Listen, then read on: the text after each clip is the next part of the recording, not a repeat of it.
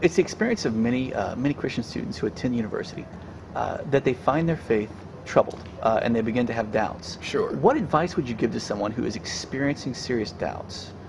Well, there's a number of things I think that I would say about that. First of all, I think that I would tell them that they need to understand the proper relationship between faith and reason. And my view here is that the way in which I know Christianity is true is first and foremost on the basis of the witness of the Holy Spirit in my heart. And that this gives me a self-authenticating means of knowing that Christianity is true wholly apart from the evidence.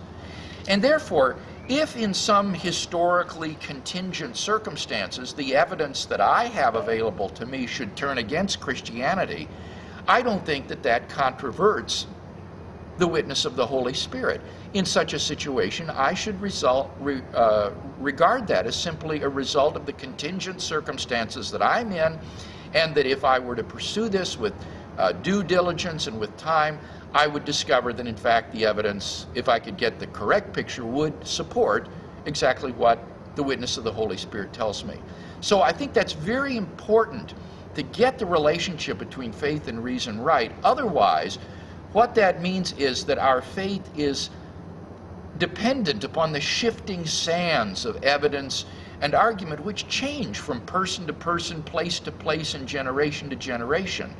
Whereas the Holy Spirit and His testimony gives every generation and every person immediate access to a knowledge of God and the truth of Christianity that's independent of the shifting sands of time and place and person and historical contingency. The second thing I think I would say follows from that. What this means is that doubt is never simply an intellectual problem. There is always a spiritual dimension to doubt as well. There is an enemy of your souls, Satan, who hates you intensely and who is bent on your destruction and who will do everything in his power to see that your faith is destroyed. And therefore, when we have these intellectual doubts and problems, we should never look at them as something that is spiritually neutral or divorce them from the spiritual conflict that we're involved in. Rather, we need to take these doubts to God in prayer, to admit them honestly, to talk to our Christian friends about them, to not stuff them or hide them. We need to deal with them openly and honestly and talk to people about them and seek God's help in dealing with them. I think, frankly, no human being in this lifetime will ever have all of his questions answered. There's always going to be a question bag on the shelf of unanswered questions that we haven't had time to deal with in this lifetime. So that the key to victory in the Christian life is not having all your questions answered. The key to victory is learning how to live with unanswered questions. That's the real key.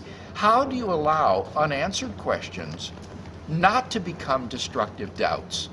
And I think part of the secret of that will be by cultivating your spiritual life, engaging in spiritual disciplines like prayer, meaningful worship, Christian music, sharing your faith with other people, being involved in Christian service, so that you will foster the witness of the Holy Spirit in your life, be filled with the Holy Spirit, so that when you come into the circumstances of doubt and the shifting sands of evidence and so forth, you aren't thrown into shipwreck because of that.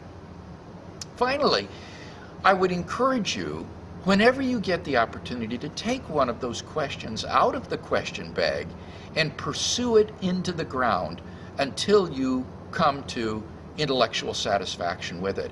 And I can say from my own personal experience that this is one of the most spiritually exhilarating and healthy things that you can do in your Christian life, is to take some issue that has been a nagging doubt and make it the subject of a research project. Do a paper in your philosophy class on it or something like that, and pursue it into the ground until you are intellectually satisfied with it.